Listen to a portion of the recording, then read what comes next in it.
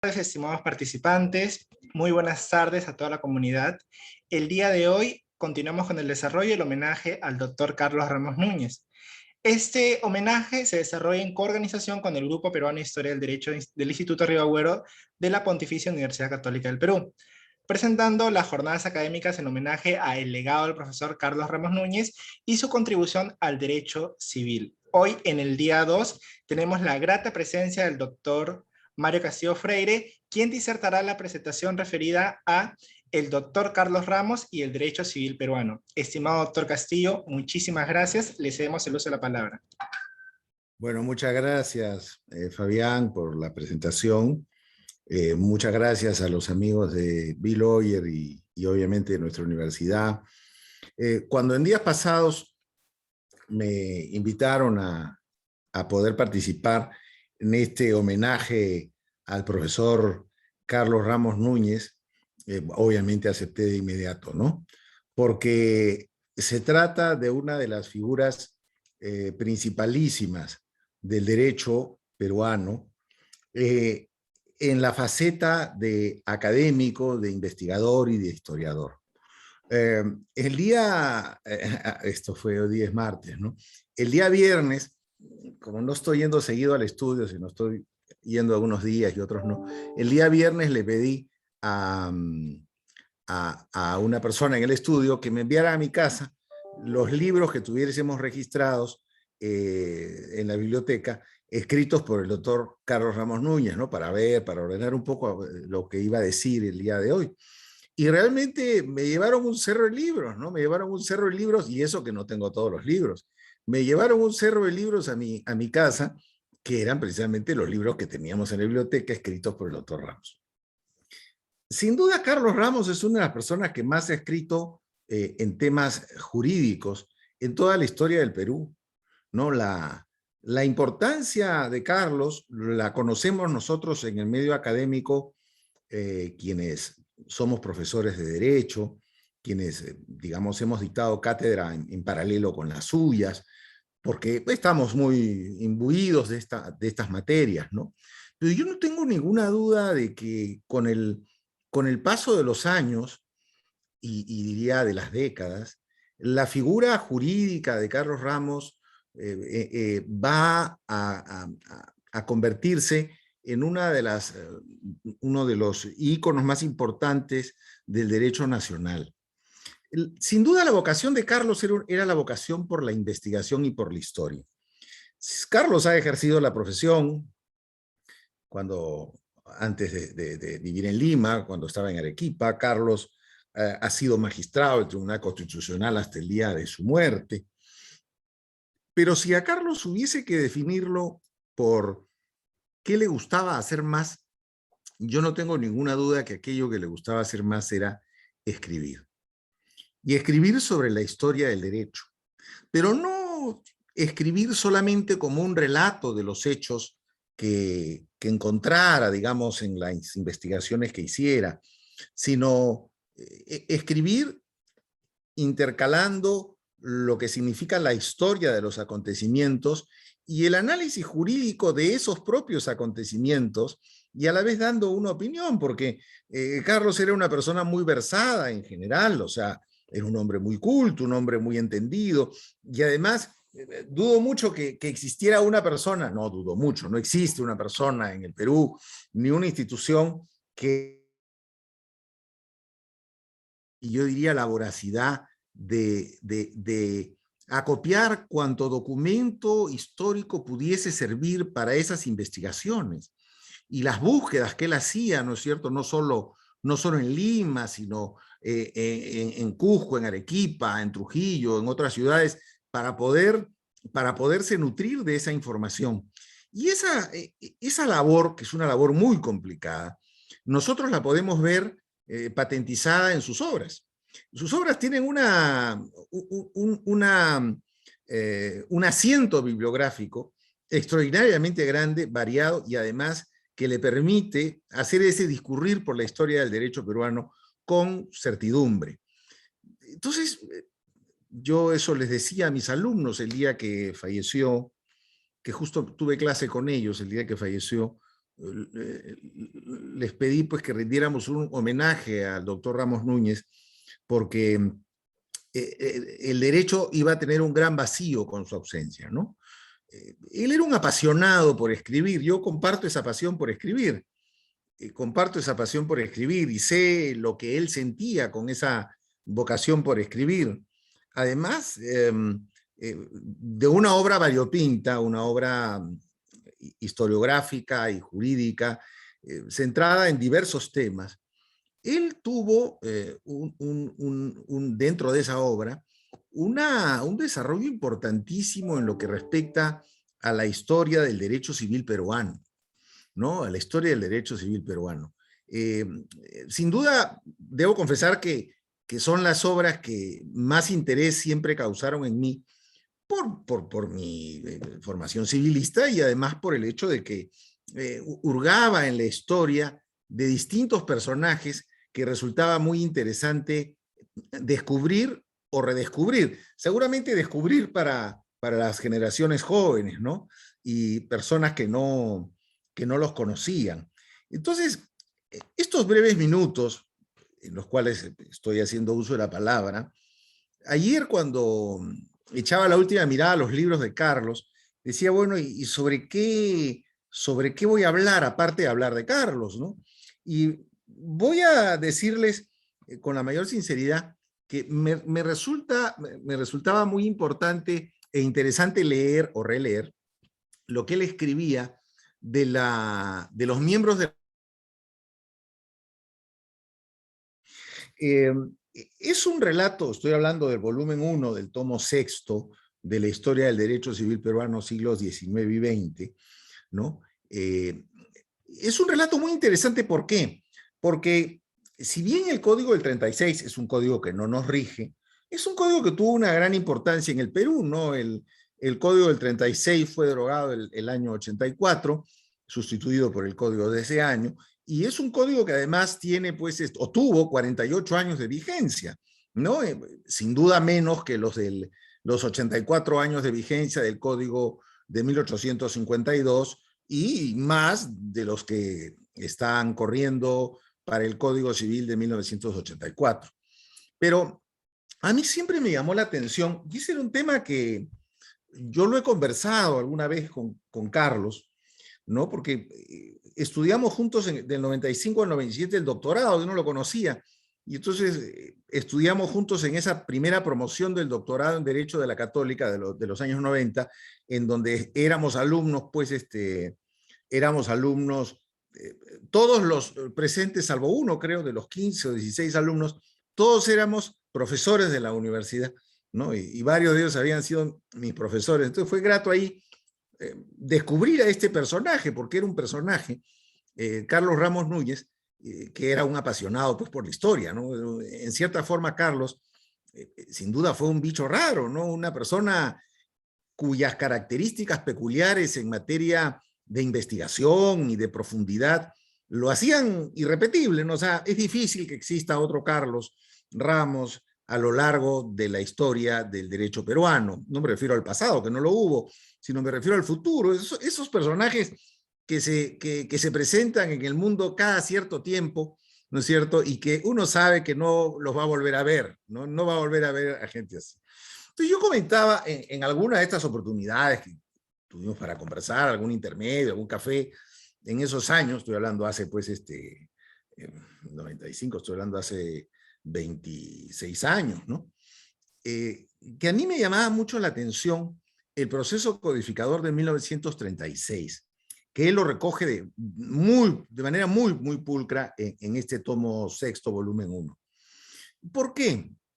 Primero porque se trataba de una comisión, ¿no? Una comisión pequeña, una comisión pequeña que se encargaba de redactar este nuevo Código Civil que iba a reemplazar al Código Civil de 1852. Una comisión que estaba compuesta por Juan José Calle, Manuel Augusto Lechea, Pedro Emio Oliveira, Alfredo Solfi-Muro, todos ellos grandes juristas, y por el médico Hermilio Valdizán, ¿no es cierto? O sea, eran en total 5 personas, 4 abogados y un médico, un psiquiatra. Entonces uno puede decir, bueno, pero 5 personas, no más. ¿Y por qué 5 personas para redactar un código civil? ¿Más no había más gente? Sí, sin duda, había más gente. Pero no me cabe duda tampoco de que esa conformación de la comisión que elaboró el proyecto, porque luego pasó a una revisora, pero en fin, el grueso del trabajo fue de la comisión que elaboró el proyecto de Código Civil, que luego fue el 36, que fue fundamentalmente, si la memoria no me traiciona, en los años 20, el trabajo de la comisión. Fue un trabajo de lujo. Tal vez de mis primeros acercamientos al derecho peruano, a las fuentes del derecho peruano, fueron cuando yo estaba elaborando mi tesis de bachillerato, ¿no es cierto?, en el año 1986. Y me encontré con las actas de la comisión que elaboró el Código del 36. Si mal no recuerdo, unos 8 volúmenes empastados, muy bonitos, que estaban en la biblioteca del estudio La Echea, donde tuve el honor de hacer mis prácticas preprofesionales durante 3 años. Y entonces fue magnífico descubrir las actas, porque en las actas, sobre todo para un estudiante de Derecho, en las actas uno veía reflejadas no solo las opiniones, los debates, ¿no?, habidos por los miembros de la comisión, de lo cual se registraba, yo diría, milimétricamente a lo largo de esos volúmenes, sino además de sendos escritos que eran memorándum que presentaban los diversos abogados, ¿no? Y me llamaba mucho la atención el personaje de Manuel Augusto Lechea. Primero porque era, bueno, un gran civilista, pero además porque, como lo califica Carlos Ramos, indirectamente a través de las fuentes que él cita, pero que él avala, ¿no? Él fue tal vez el abogado más completo del siglo XX, ¿no? Si bien su ejercicio profesional se desarrolló, al igual que el grueso de su vida, en la primera mitad del siglo XX, es difícil identificar en la segunda mitad, en la que hubo grandes juristas, alguien que haya tenido una trayectoria tan, digamos, unánimemente reconocida como Manuel Augusto Lechea, ¿no? Hay muchas grandes figuras, pero Olechea tal vez sea de las personas o de los juristas de los cuales los chicos, los jóvenes, van a tener recuerdo por la obra de Carlos Ramos. ¿Por qué? Porque en realidad él no dejó una obra escrita, me refiero a Olechea, pero sus intervenciones y los escritos, las cartas que presentaba en la comisión que elaboró el Código del 36, eran extraordinariamente importantes. Era, además, todo un personaje, era una persona con un fino sentido del humor, con un conocimiento extraordinario, ¿no? Que había hecho, había seguido estudios, digamos, después de su carrera fue a París, ahí fue alumno de Marcel Planiol, ¿no es cierto? Él cuenta, y esa es una vieja anécdota de Olechea que la relata Ramos en su libro, cuenta cómo Olechea iba a clases a las 5 de la mañana, ¿no es cierto?, a la Facultad de Derecho en París, y que era invierno y que tenía que, o sea, la clase la dictaban con la estufa prendida, porque si no todo el mundo se moría de frío.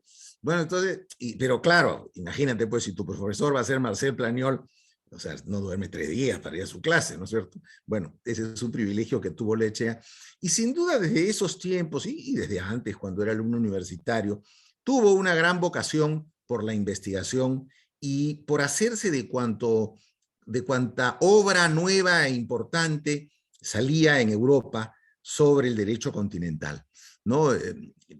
A mí, cuando hacía mi tesis de bachillerato, y cuando releía este capítulo de la obra de Carlos Ramos, me acordaba cuando hacía la tesis de bachillerato y veía libros en donde había notas de puño y letra de Manuel Augusto Lechea, de los libros que investigaba justamente para hacer mi tesis de bachillerato en el estudio de su familia, ¿no? Entonces era impresionante cómo tenías a la mano, ¿no?, el proyecto o el anteproyecto de código y frases, ¿no?, tachadas, y luego una palabra que se agregaba, que luego fue ¿no es cierto?, palabra en el Código Civil, ¿no? Interesante eso, ¿no? Porque se trata de unas fuentes, digamos, adicionales de investigación histórica que se puede hacer sobre cualquier personaje y en especial de Olaechea. Entonces, se trataba además de un hombre con un extraordinario litigio en lo privado y como señala Carlos Ramos, y me parecía extraordinario ese retrato que hace de él, era un hombre con una gran vocación también por lo público, ¿no? Fue ministro de Hacienda, lo que equivale hoy a ministro de Economía, y presidente del Banco Central. O sea, era todo un personaje, más allá de ser un abogado de polendas, ¿no? Lo denomina en el capítulo o en el subcapítulo que trata sobre él, dice, no, Manuel Augusto Olaechea, el gran señor de la vida. Yo creo que es una muy buena forma de denominarlo, ¿no? Y es una oportunidad también, creo yo, ¿no? Digamos, en conmemoración de la admiración que le tenía el propio Carlos al doctor Manuel Augusto Olaechea, de que los jóvenes puedan tener un acercamiento a la figura de este gran personaje. Él se retira de la cátedra en San Marcos porque los chicos, eso lo relata muy bien Carlos Ramos, es una cosa muy interesante, ¿no? Él no había escrito, él fue el autor del libro sobre obligaciones y contratos en el Código del 36, pero él no había escrito y decía, yo no voy a escribir para que luego no se diga, no se invoque mis palabras como argumento de autoridad en un litigio, ¿no? Es una honestidad intelectual muy buena, muy grande. Pero había otro punto. Los chicos, como él no había escrito y se rehusaba a escribir, los alumnos hicieron las clases de Olaechea, ¿no es cierto?, mimeografiadas, ¿no? Y las repartieron. Entonces, él cuando toma conocimiento de esto, se molesta y dice, pues, y renuncia además a la cátedra en la Universidad de San Marcos, porque él dice, no, yo no he autorizado esto, y esto está circulando, y no son mis clases, contienen errores, qué sé yo, como cualquier copia de un discurso no leído por el autor y no autorizado, ¿no? Pero era la vocación. Y hay gente, yo recuerdo mucho, hace ya muchos años, creo que el doctor Max Arias Schreiber me mostraba con mucho afecto las actas, ¿no es cierto? Las actas las actas, no, las clases mimeografiadas, ¿no es cierto? Que las tenía empastadas del doctor Olaechea. Entonces, la labor de él fue fundamental en el Código del 36, ¿no es cierto? Una anécdota que no se recoge aquí y que yo la leí en otro lado, era que en la comisión revisora del Código del 36, o sea, ya para sacar el código, ¿no? Uno de los profesores que conformaban esta comisión le dijo, bueno, pero en tal tema, no voy a entrar a decir cuál, porque sería muy complicado explicarlo, no en el minuto que me queda. En tal tema, le decía doctor, hay que hacer esta precisión en el artículo del futuro Código Civil. Entonces, Manuel Augusto Olaechea lo miró y le dijo, bueno, no, le dijo, no es necesario. El tema está clarísimo. Para ello basta leer Baudry la Cantinerie. ¿No es cierto? Entonces, claro, obviamente el artículo fue sin eso, ¿no? Entonces, ese era un argumento de autoridad. Podía sonar, pues, caramba, él ha leído Baudry la Cantinerie, no todo el mundo. Sí, pues, pero así el esfuerzo, ¿no? Así el esfuerzo de estar al día y al día y al día con todo lo que significaba el avance del derecho en el mundo. De tal manera que he querido recordar a un personaje sobre texto de otro personaje. ¿No? He recordado Olaechea en las palabras de Carlos Ramos Núñez y, bueno, el recuerdo más emocionado hacia el profesor, hacia el colega, hacia una persona que siempre me dispensó el mayor afecto y fue recíproco, y deseo pues que los alumnos, porque ha dejado escuela, ¿no? Yo sé, hay muchos alumnos que también han sido míos, que guardan un profundo cariño por el doctor Ramos y que se encargarán precisamente de que su memoria siempre permanezca presente y de que sus libros, ¿no?, permanezcan presentes en la lectura de los más jóvenes en el derecho. Habrá la oportunidad seguramente de recopilar y hacer una edición, ¿no es cierto?, algún día, ¿no?, de repente la universidad se anima y los alumnos la promueven, de hacer una publicación que sea las obras completas de Carlos Ramos Núñez, ¿no? Sería muy interesante porque es una obra dispersa a lo largo de los años. y además varios volúmenes que ya no están en circulación. Esa sería, creo yo, una idea para que la piensen quienes han seguido y siguen las huellas del notable profesor. Muchas gracias, queridos amigos.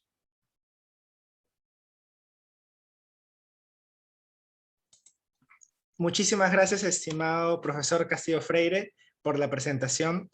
Ha sido muy valioso el conocer las experiencias vividas en conjunto con el doctor Ramos Núñez en el doctorado. Muchísimas gracias por su aporte y por acompañarnos el día de hoy, estimado Muchas profesor. gracias a ustedes. Hasta luego. Hasta luego, estimado profesor. Estimados participantes, en estos momentos corresponde la presentación del profesor Yuri Vega, quien disertará el tema referido a codificación, tecnología y posmodernidad. Estimado profesor, muchísimas gracias por acompañarnos. Le cedemos el uso de la palabra. Muchas gracias. Es un poco difícil aceptar que Carlos ha partido. En realidad fue una noticia terrible. Hacía unos días atrás había subido algunas fotografías con su hijo en su Facebook, por el que a veces nos comunicábamos con poca frecuencia, dicho sea de paso, en los últimos años, porque opté por mantener una amistad distante debido a su cargo y debido a que nunca quise, digamos, que él tuviera la posibilidad de confundir eh, cualquier acercamiento con alguna suerte de petición oculta. Así que no lo veía a Carlos hace un buen tiempo, pero guardo unos gratísimos recuerdos de él. Lo conocí hace muchos años, no recuerdo exactamente en qué año, y recuerdo que en ese primer, digamos, encuentro entre un historiador y un curioso civilista como yo, un curioso aspirante a ser civilista como lo fui y lo era en esa época, pues lo primero que surgió entre nosotros fue una serie de conversaciones sobre cómo era la biblioteca de Carlos y cómo era la biblioteca que yo tenía. Y me acuerdo, estoy hablando de más de 20 años atrás, posiblemente 25 o 30 años. En ese momento Carlos había conseguido una edición de las partidas de Alfonso el Sabio que había estado buscando y me llevó a su pequeño departamento de por entonces para que viera su biblioteca y pudiera apreciar su reciente adquisición. Eh, Carlos era un hombre de costumbres muy modestas, frugales, ascetas. Eh, Era tímido, o por lo menos trataba de superar esa innata timidez, pero era ávido, apasionado, acucioso y un devorador de libros. No solamente libros de historia, muchos libros de otras ciencias. Era un humanista, no solamente era un historiador del derecho. Eh, pero de alguna manera su personalidad calza mucho con lo que uno piensa de un historiador. Un historiador usualmente es alguien que se encierra en una búsqueda permanente del dato, de la hilación, del urdimbre de hechos y de la interpretación de esos hechos para poder explicar cómo ocurrieron algunos sucesos de orden histórico, cómo se desarrollaron, cómo interpretarlos, cómo asumirlos, buscar sus causas, buscar sus consecuencias, la contextualización. Y Carlos era efectivamente muy apasionado en tratar de buscar el dato, ese pequeño dato curioso que pudiera sonar como campanilla y darle mucha claridad a uno sobre determinados acontecimientos. Pero precisamente el hecho de no ser solamente un historiador, sino un humanista, le permitió a Carlos trascender esa pasión que tenía por la historia. Yo siempre le dije que él tenía dentro de sí escondido a un civilista, porque creo que muchas de sus obras están vinculadas a la historia de la codificación civil en el Perú, de la codificación civil en Francia. Y también tenía, como yo le decía, y creo que los últimos años demostraron un poco esta acusación que yo le hacía, él tenía escondido detrás de ese historiador a un civilista mezclado con un constitucionalista. Y creo que su paso por el tribunal fue una confirmación de que este devorador de libros y de historia amaba mucho, creo que por sobre cualquier otra especialidad después de la historia del derecho, el derecho civil y el derecho constitucional. Y esto permitió que Carlos nos dejara un legado grandísimo, pero estoy más que seguro que todos mis colegas a lo largo de estos días van a tratar de alguna manera de destacar y de poner sobre la mesa sus aportes en materia de historia del derecho y todo lo que Carlos nos ha dejado. Entonces pensé en traer aquí a esta conversación un opúsculo que me pareció fabuloso, que por la calidad, no solamente en que está escrita, sino por la forma en que va planteando los hechos históricos, a qué obedeció la codificación, los embates de la codificación y cuál era el futuro de ella, y lo voy a decir ahora brevemente, me permitió a mí encontrar en este libro famoso sobre codificación, tecnología y posmodernidad, como alguna vez se lo dije, una obra de similar calidad que aquellas que había leído, por ejemplo, de algunos grandes profesores italianos. Comparé su libro con La nuova Lex Mercatoria de Galgano y con L'età de la decodificazione de Natalino Irti.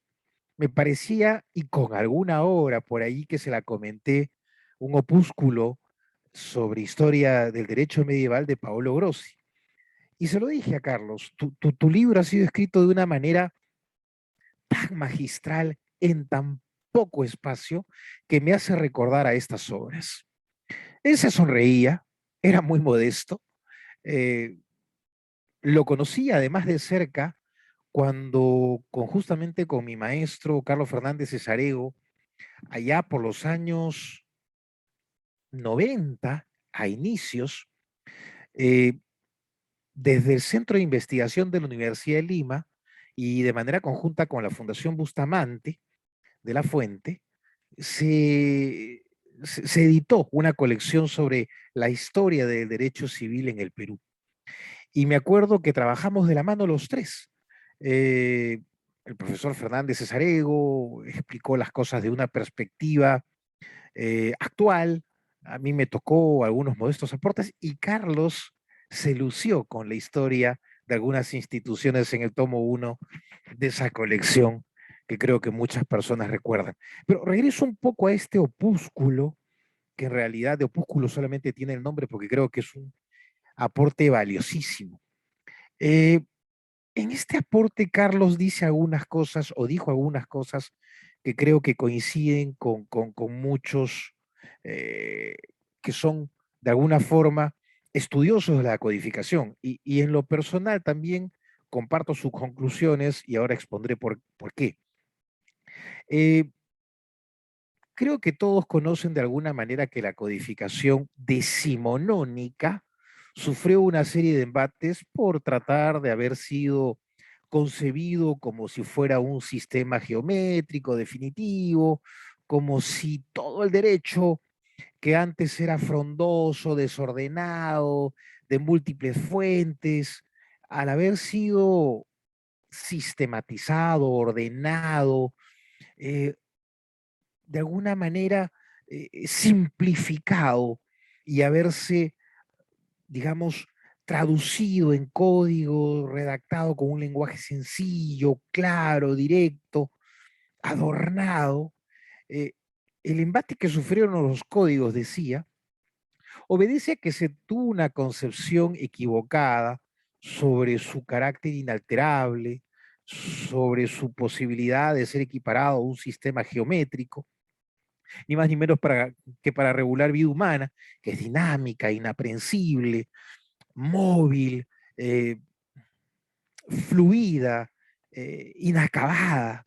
Entonces era claro que el movimiento codificador o que las codificaciones que tuvieron esta intención de ser sistemas perfectos, acabados, perennes, inalterables, era lógico que los cambios, la revolución industrial en una segunda fase, la aparición del socialismo a nivel de ideología y de sistemas políticos, los excesos del propio individualismo, era lógico que los códigos que habían sido concebidos en una época como aquella, en la que lo principal era la protección de la propiedad, el contrato, la sucesión y el interés personal, era lógico que al aparecer nuevos intereses en conflicto, los códigos sufrirán grandes embates.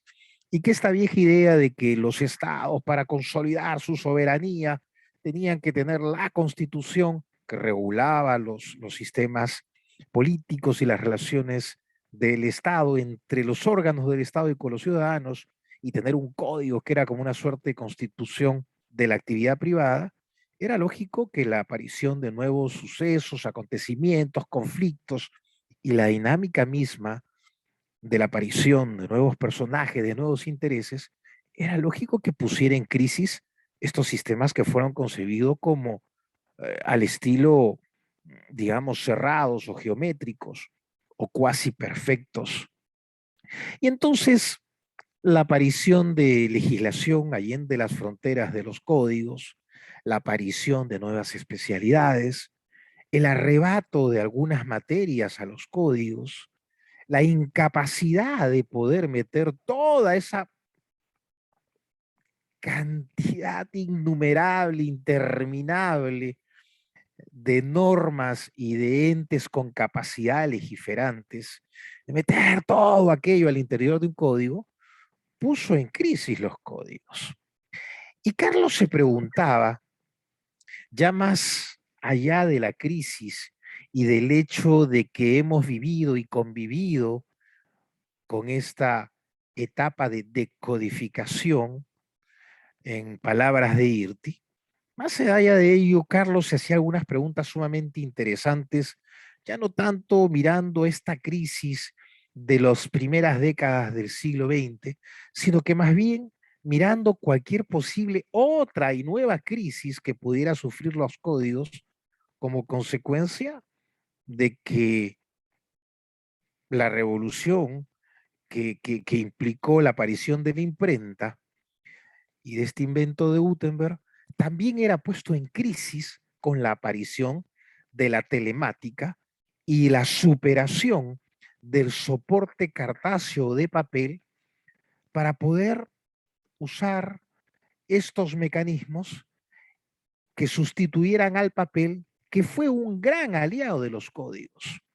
Los códigos civiles, los códigos de otras materias, cuando nacen al calor del movimiento codificatorio a principios del siglo XVIII, perdón, a finales del siglo XVIII, principios del XIX, promovidos en Prusia, en Bavaria, en realidad estuvieron apoyados gracias a la gran difusión de la imprenta y a la facilidad con que se podían imprimir estos códigos y superar todo aquel desorden y caos que había con la legislación anterior a la codificación. Y de alguna manera Carlos decía, ahora que aparezca o que se utilice la tecnología que sustituya al papel y a la imprenta, ¿entrarán los códigos también en crisis? ¿La codificación va a dejar de ser lo importante que fue en su momento? Y claro, la pregunta que uno se podría hacer es, eh, en realidad, ¿la codificación debería superar el movimiento de codificación, inclusive los movimientos que ha habido a lo largo de las últimas décadas? Y la respuesta que da Carlos es propia de un historiador que gracias a su conocimiento precisamente de la historia es capaz de ser consciente del presente y tener la habilidad de poder hacer un presagio del futuro.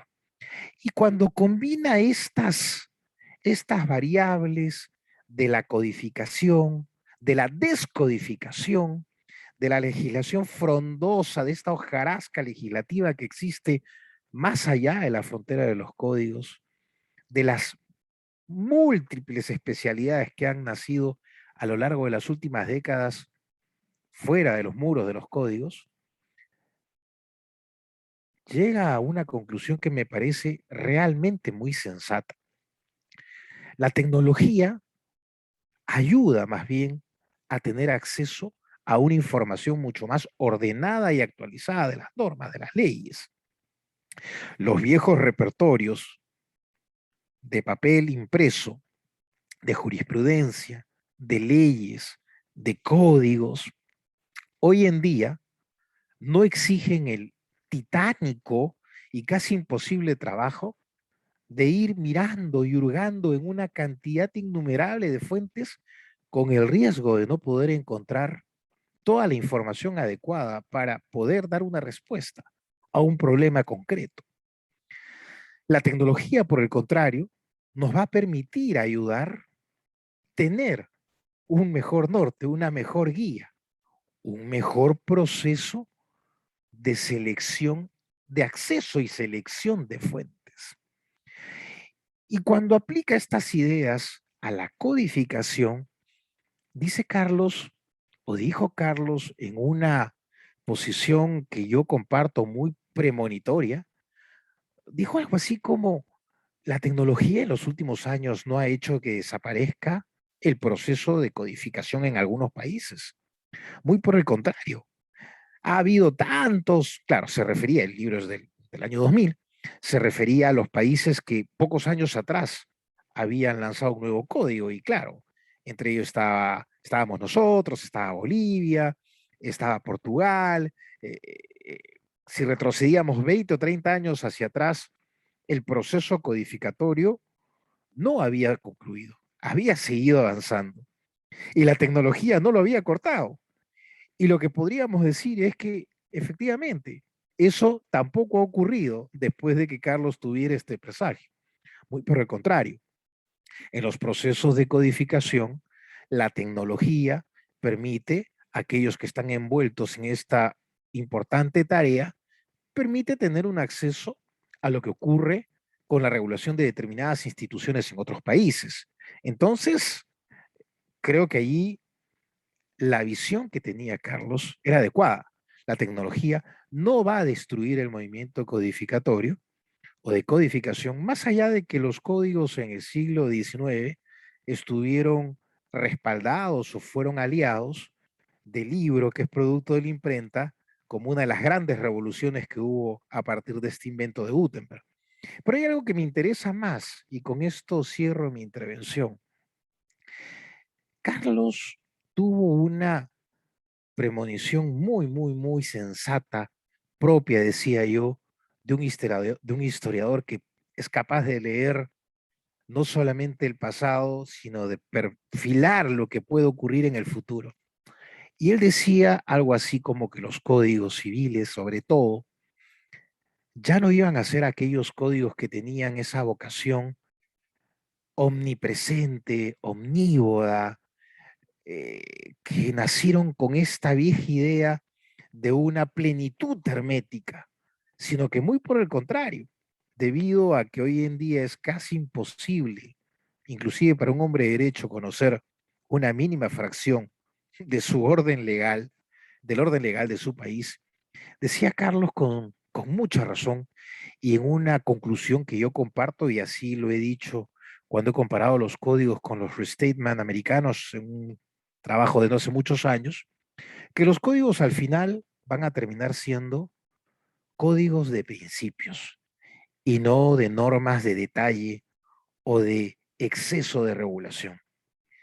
Y que todo aquello que no pueda ser resuelto por los principios incorporados a los códigos tendrá que ser desarrollado, normado, regulado y previsto en la legislación especial, que se puede dar el lujo de tener la extensión que quiera. Los códigos necesitan ser claros, directos, breves, sencillos, sabios y no entrar en tanta regulación ni en tanto detalle. Y es por ello, en una conclusión magníficamente elaborada, con todo este recorrido que hizo el profesor Ramos, él concluye que los códigos que continúan siendo un modelo atractivo, que ejercen un gran influjo, que ejercen una suerte de atracción mágica hacia los hombres de derecho, seguirán siendo, de todas maneras, una fuente importante dentro de un orden normativo, posiblemente por lo que ellos representan, pero que fundamentalmente serán obras que contendrán solamente principios. Esa conclusión a la que llegó mi buen amigo, el notabilísimo profesor eh, Carlos Ramos, realmente es una conclusión que solamente podrían haber dado los grandes humanistas y los grandes juristas e historiadores. Carlos no sabía hasta hace pocos días que iba a tener el privilegio de poder hablar en público de uno de tus más modestos aportes. Y fíjate, uno de los más modestos aportes tiene esta calidad inalcanzable. Así que ya podemos imaginar cómo es el resto de la obra del gran profesor Carlos Ramos, a quien recuerdo desde este escritorio y por quien lamento profundamente su pronta partida. Te llevo en mi recuerdo, Carlos, con gran afecto, con mucho cariño, por haber sido un ejemplo, no solamente de jurista, sino sobre todo de persona. Gracias, chicos, por permitirme compartir estos minutos con ustedes. Muchísimas gracias, estimado profesor Yuri Vega, por la hermosa presentación. En los comentarios, el profesor Hans Cuadros indica que lo desea felicitar. Es una excelente lectura del texto de Carlos Ramos. Realmente lo felicita por esa lectura y ese análisis. Muchísimas gracias, estimado profesor, por el apoyarnos en este homenaje. Muchas gracias. Gracias profesor. a ustedes y hasta una próxima oportunidad. Encantado. Gracias. Los dejo. Muchísimas gracias. Usted. Estimados participantes, continuamos con la tercera presentación, en esta ocasión a cargo del profesor Sergio García Lom, quien disertará el Código Civil francés y su recepción en Latinoamérica. Estimado profesor, le cedemos el uso de la palabra. Muchas gracias. Buenas noches con todo. Estamos en esta oportunidad para recordar la obra del profesor Carlos Ramos, pero esto es algo que ya ha quedado inmortalizado por escrito, y antes de comentar un poco sobre su obra, tal vez lo que más podemos compartir con el público en general es no sus obras, que la vamos a comentar, pero ciertamente las obras ya están escritas y se pueden consultar. Más que todo, puede ser interesante comentar algunas anécdotas, y como lo han hecho la mayoría de los expositores de este evento homenaje, y me quiero unir a estos pequeños cuentos, historias o anécdotas con el profesor Carlos Ramos, que demuestran que tal vez lo más importante en un académico es la calidad de persona que pueda ser uno. Finalmente, lo que escribe claramente quedará en el papel, pero las experiencias vividas y la calidad de personas quedan en nuestros corazones, y eso es algo que incluso puede durar mucho más allá de la imprenta y la tinta y lo que pueda quedar en los libros. Carlos Ramos era una persona muy modesta, muy humilde, y sobre todo alguien que estaba muy dispuesto a apoyar a las personas sin necesidad que uno pidiera un apoyo en concreto. Recuerdo que alguna vez se acercó a mí para decirme: Sergio, he leído algunas cosas tuyas, me parecen muy interesante tu approach, ¿qué te parece si no quisieras ir, por ejemplo, a investigar a Max Planck? Yo podría recomendarte, yo podría enviar un correo. Yo no le pregunté absolutamente nada, y él venía, tal vez en su experiencia, conociendo que uno puede ser tímido para pedir favores, él mismo venía a apoyar. Eso es algo que particularmente queda en mi memoria. Estoy seguro que a muchas otras personas también el profesor Carlos se debe haber acercado de esa manera a él mismo, ofrecer ayuda sin necesidad de que uno necesite pedir un favor expreso, y creo que eso es una de las cosas que uno tiene que uno debe destacar de la calidad de ciertas personas, como en este caso el profesor Carlos Ramos, y de hecho su partida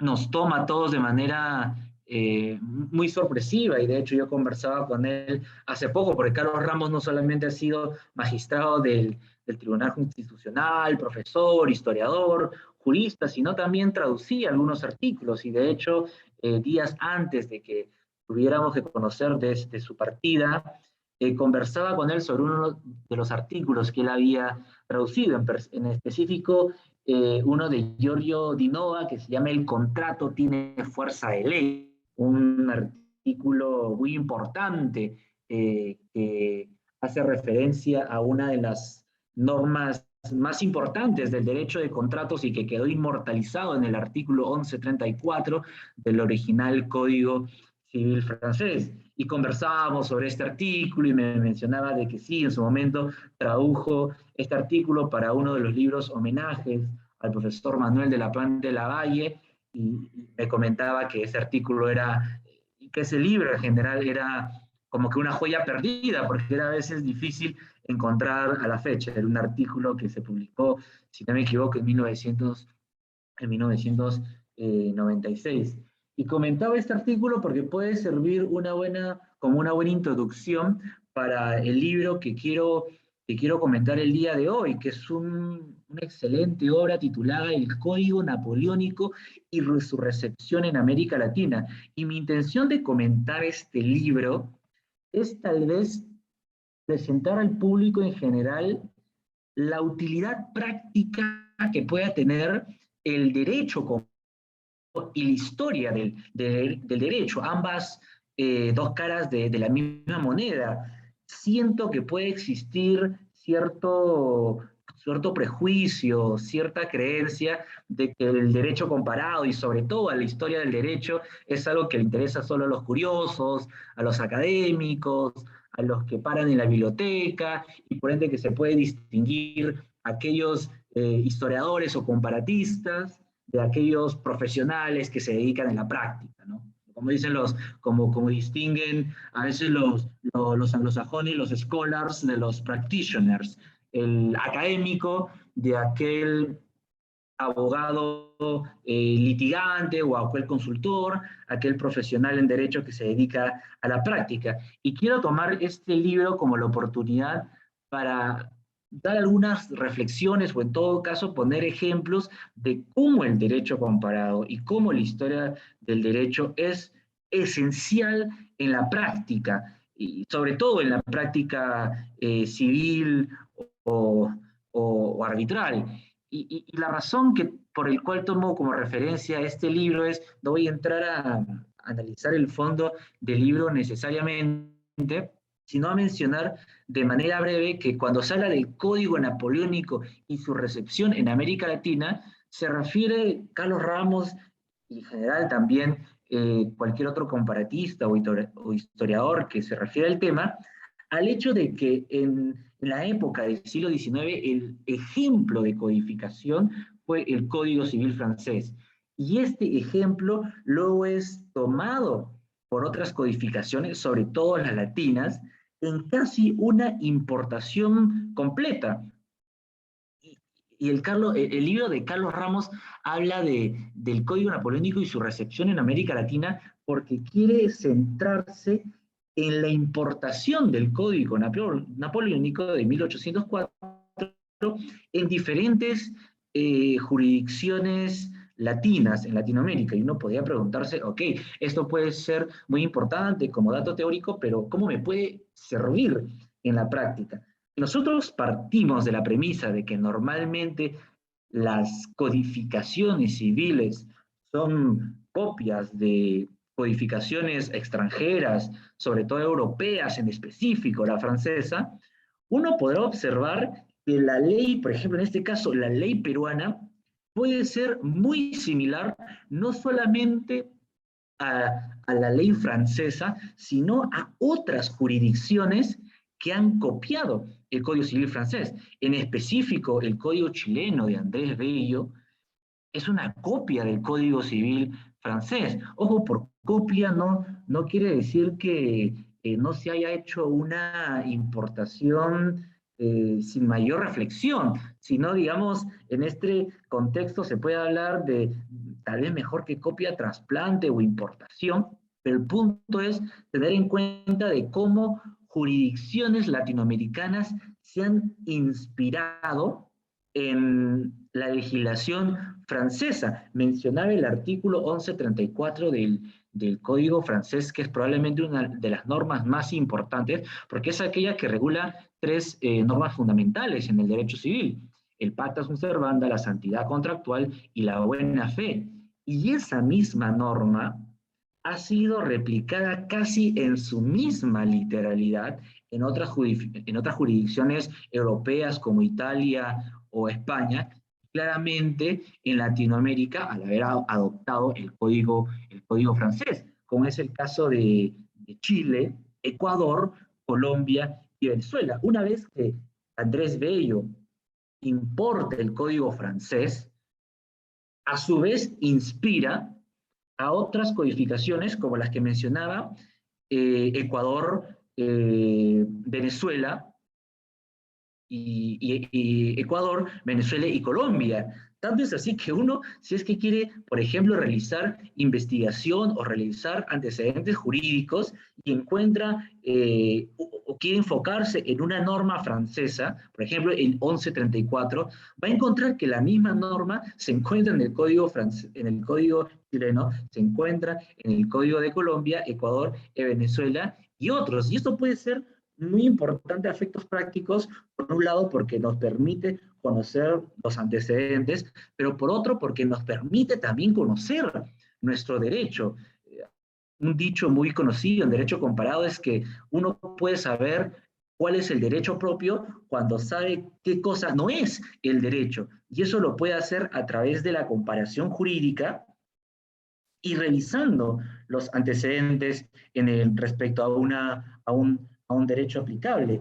Y esto puede ser muy interesante porque define muchas investigaciones jurídicas. Por ejemplo, si somos una jurisdicción afrancesada que copia la tradición francesa del pacta sunt servanda, la buena fe contractual y la santidad, entonces no deberíamos leer el derecho peruano en base al derecho alemán si la buena fe alemana es muy distinta a la buena fe francesa, por poner un ejemplo. Y esto puede ser muy importante también para hacer un freno a la doctrina que a veces, en virtud de la libertad de investigación y la libertad de cátedra, puede optar por la lectura que mejor le parezca para las normas peruanas. Pero si uno conoce cuál es el antecedente y sobre todo sabe que ese antecedente es compartido por otras jurisdicciones vecinas latinoamericanas, tiene que revisar Chile, lo que dice Chile, lo que dice Colombia, lo que dice Venezuela, lo que dice Francia, pero no lo que dice Alemania, por poner un ejemplo, si tomamos como referencia el artículo 1134 del Código Civil francés. Esto sirve, como vemos, de muchas maneras, para hacer un freno a la doctrina, para decir, oye, no demos una lectura alemana a determinada norma peruana si sabemos que el antecedente es francés, cuando claramente el derecho francés es distinto al derecho alemán. Esto puede servir para hacer investigación de calidad, porque a veces, nuevamente, puede ser que porque encontramos muy atractivo, siguiendo el ejemplo, el derecho alemán o el derecho anglosajón, inglés, americano, le estemos prestando demasiada atención a un derecho que puede ser importante tenerlo en cuenta, pero que sin embargo no es un antecedente legislativo nuestro. Entonces, ¿para qué, digamos, darle demasiada importancia a un derecho que no es el que hemos tomado de referencia en lugar del que sí hemos tomado de referencia? Y tal vez un aspecto muy interesante que demuestra tal vez el lado más práctico de la comparación jurídica y de los antecedentes legislativos es los conocidos contratos ley en el Perú. Siguiendo el mismo ejemplo, el artículo 1134 del Código Civil francés graficó o dejó redactado en la norma una expresión de Domat que decía que los contratos de la ley entre las partes, lo cual finalmente se terminó popularizando como que los contratos tienen fuerza de ley entre las partes. Y esta misma frase de que el contrato es ley entre las partes se replicó así, como ya podrán anticipar, en Chile, en Colombia, en Ecuador, en Venezuela, en Europa también, en España, en Italia y en otras jurisdicciones que siguieron la tradición francesa. Curiosamente, el legislador peruano del 36 y del 84 prefirieron apartarse de esta técnica legislativa. Y en el artículo 1361 del Perú, que regula el Pacta Sunt Servanda, no señala que los contratos tienen fuerza de ley entre las partes, sino que los contratos son obligatorios. Como precisamente se señala en el artículo de Giorgio Di Nova, que se llama El contrato tiene fuerza de ley entre las partes, que fue traducido por Carlos Ramos Núñez, él señalaba que a veces no hay que preocuparnos tanto por la forma, sino por el fondo. Y en efecto, cuando se dice que los contratos son obligatorios, entiéndase que es lo mismo que decir que los contratos tienen fuerza de ley entre las partes.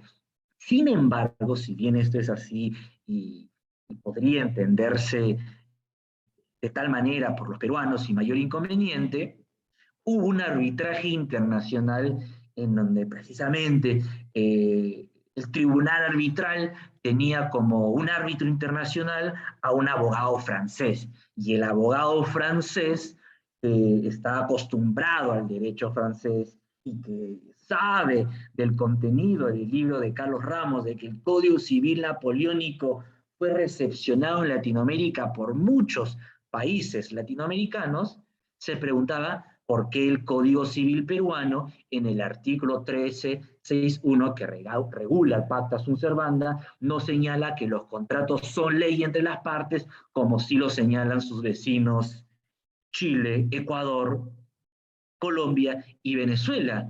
Y en todo caso, ¿por qué se habla allí sí de contratos ley en el artículo 62 de la Constitución? En ese momento los abogados litigantes intentaron explicarle al árbitro internacional francés de que el 1361 significa que los contratos son ley entre las partes, pero que además el artículo 62 habla de un régimen especial que hace referencia a los contratos ley.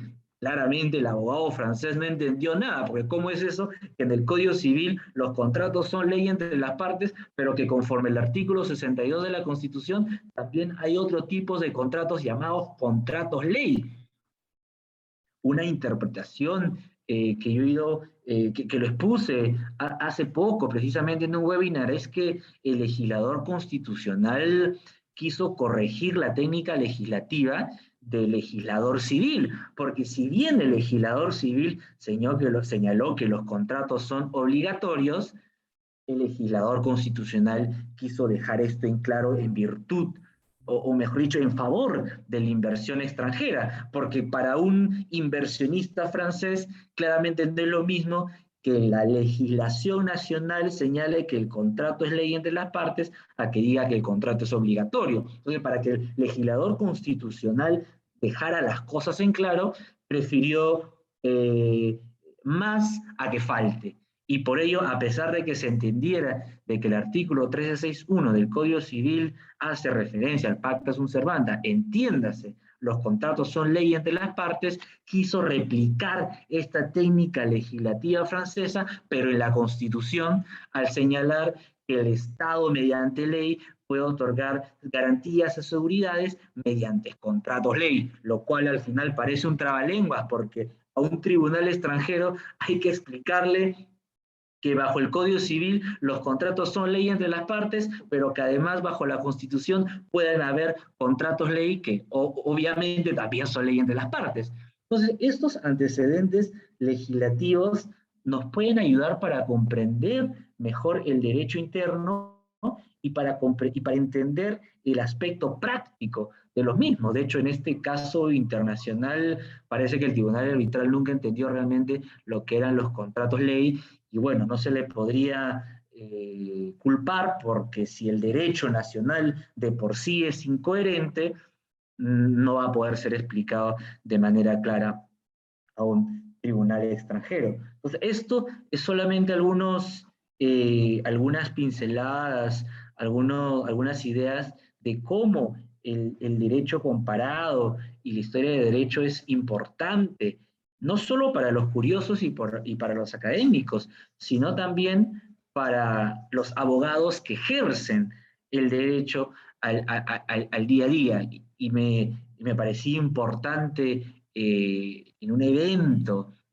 en homenaje al profesor Carlos Ramos, realizar este aporte, de que no se vea su obra como algo que solo le puede interesar a quien para en la biblioteca, a quien no ejerce la profesión, a quien solo se dedica a ser profesor a tiempo completo, sino que es imperativo también para los abogados que ejercen en la práctica profesional conocer derecho comparado, conocer la historia de derecho, y creo que en el Perú no hay mejor referente y mejor punto de partida que las obras del profesor Carlos Ramos, a quien extrañaremos mucho, pero que seguiremos en contacto a través de sus innumerables publicaciones que nos acompañarán para toda la vida. Les agradezco el tiempo y espero poder compartir nuevamente con ustedes en una próxima oportunidad.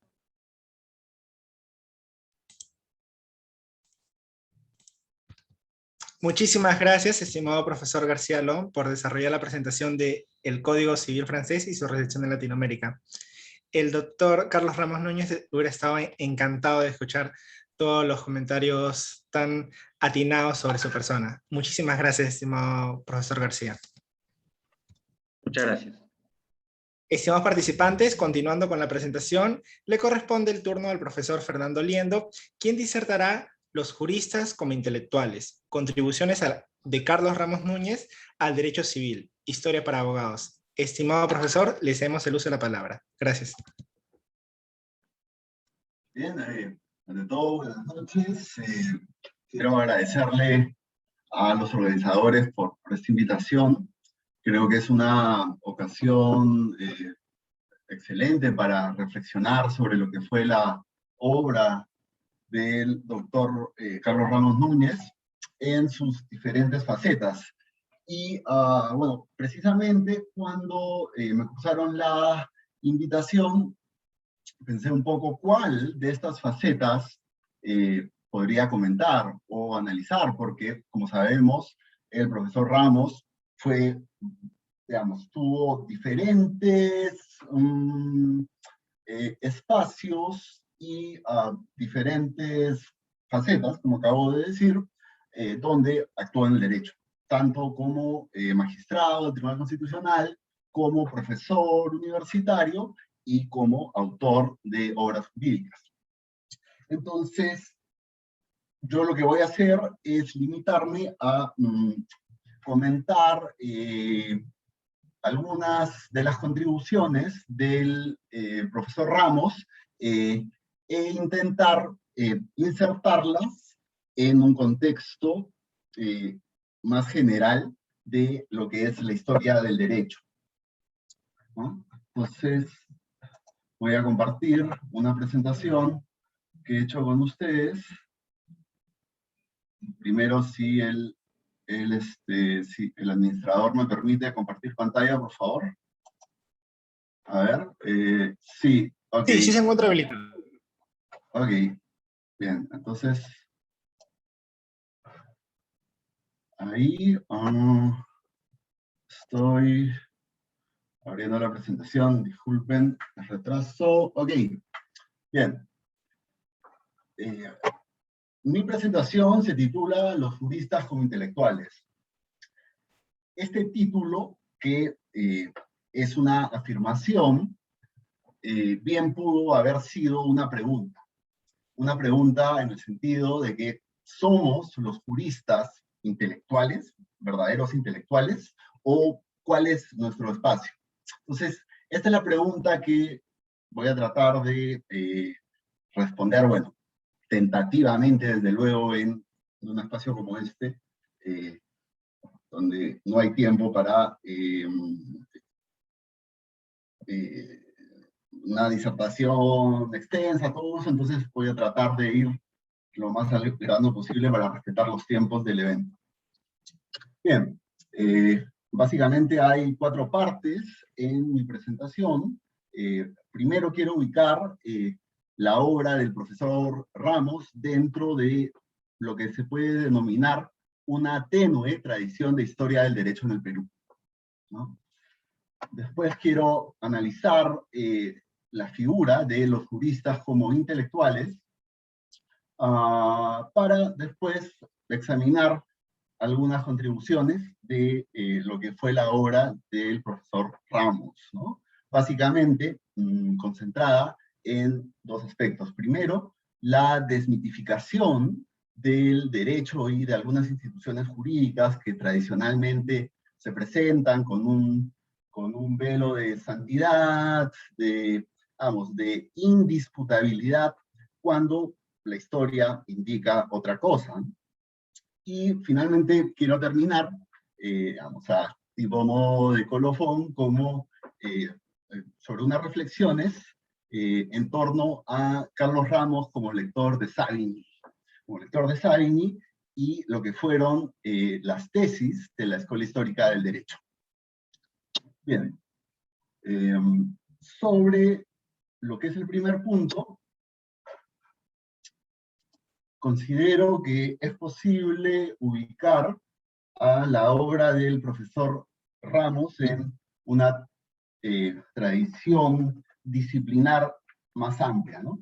En general, la historia del derecho en el Perú no ha sido, lamentablemente, una disciplina muy cultivada, o suficientemente cultivada, pero eso no significa que partamos desde cero. Entonces, voy a bosquejar solo algunos elementos y autores previos, ¿no?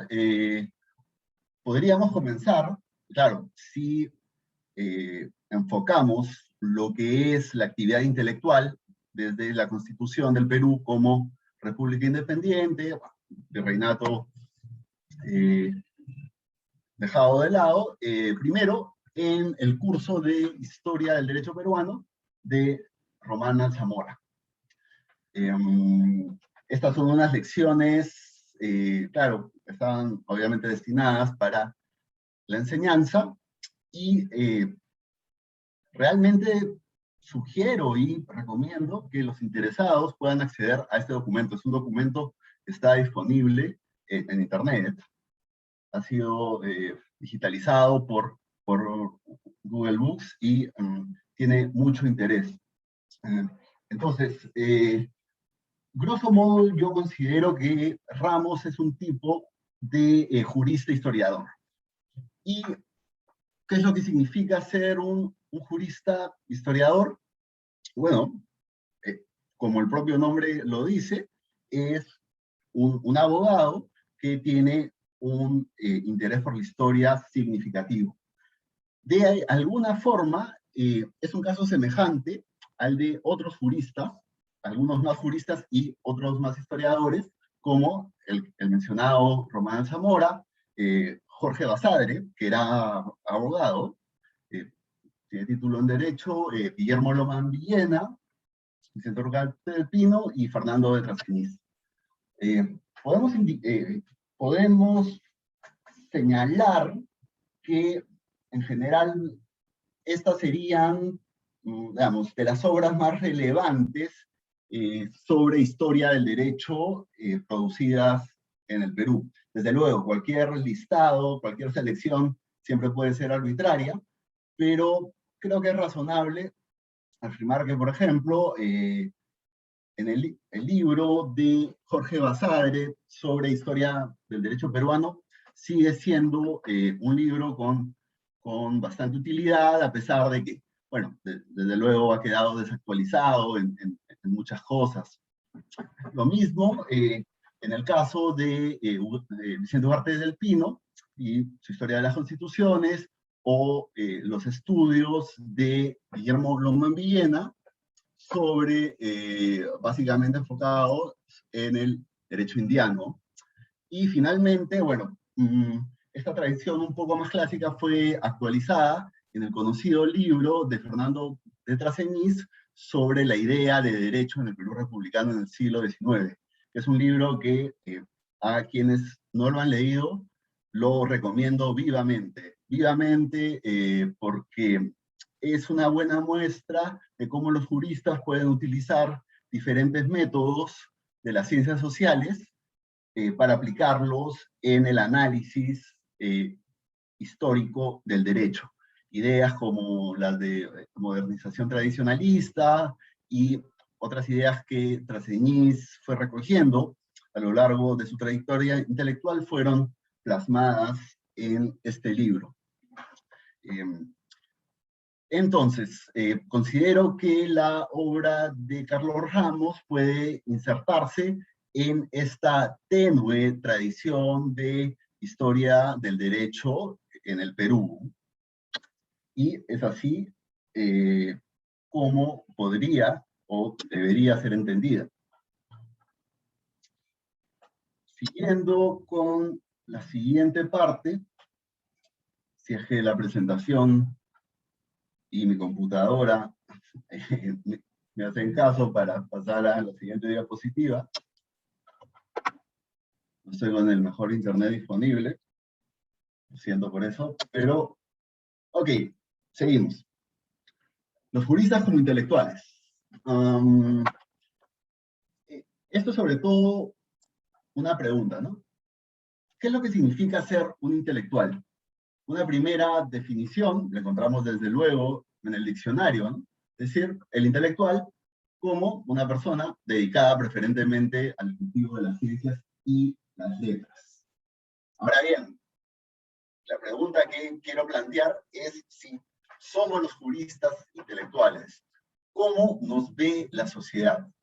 A mi juicio, esta es mi interpretación, un énfasis y una priorización excesiva en la profesionalización del derecho puede ser una de las causas del desprestigio y desconfianza en la figura de los abogados. Sé que, claro, esta es una tesis ciertamente arriesgada, pero básicamente lo que quiero plantear es que cuando la enseñanza y la orientación del derecho carece de un sustrato intelectual sólido, los resultados en la práctica son malos. Los resultados en la práctica son casi siempre malos. ¿Por qué? Por una cuestión de falta de pericia, de competencia, de capacidad para operar y pensar el derecho. Entonces, sugiero que la falta de seriedad en el estudio del derecho está directamente relacionada con el estatus que tenemos los juristas en nuestra sociedad. Sin embargo, la historia muestra que esto no necesariamente es así, o que no fue así. De hecho, tradicionalmente, los juristas fueron uno de los principales partícipes en lo que se conoce como el debate público, y lo hicieron a través de sus revistas, a través de periódicos, y de una participación en la vida pública, en, digamos, la opinión pública, que destacaba por tener una visión de sociedad, ¿no? Y de tener los medios conceptuales necesarios para ellos.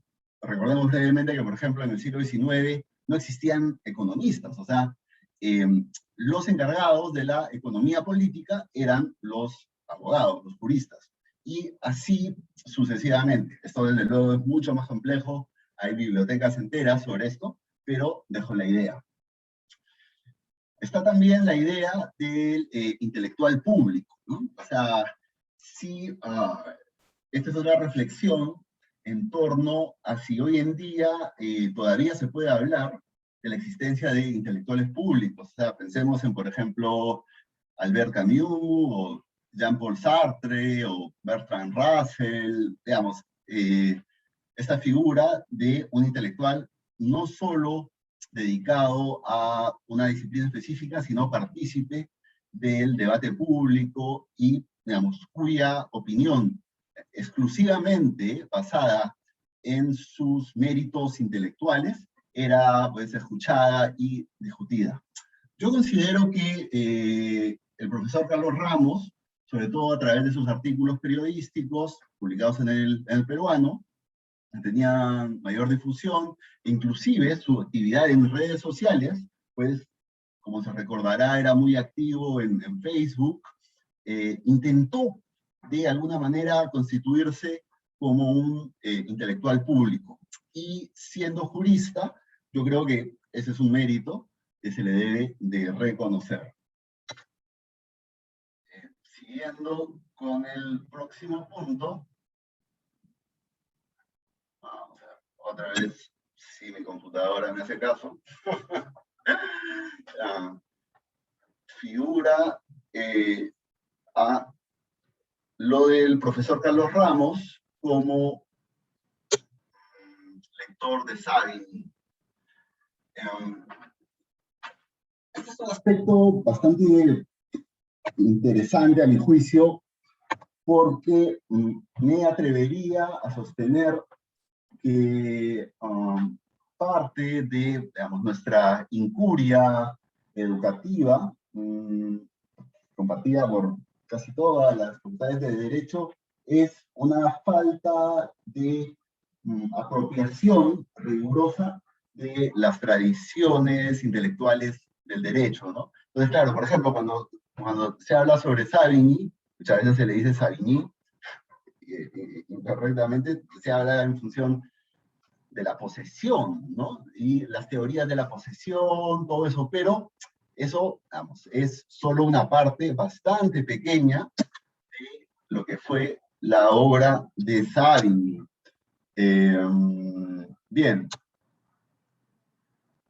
Savigny está aquí, pero voy a permitirme hacer un paréntesis antes de Savigny para precisar unas contribuciones más específicas sobre digamos, la conexión de las obras de Ramos con lo que significa ser jurista e intelectual, ¿no? A ver, creo que Ramos siguió de alguna forma un tipo de mandato, no, más que mandato, una tesis del gran profesor italiano Paolo Grossi sobre el sentido de la historia del derecho.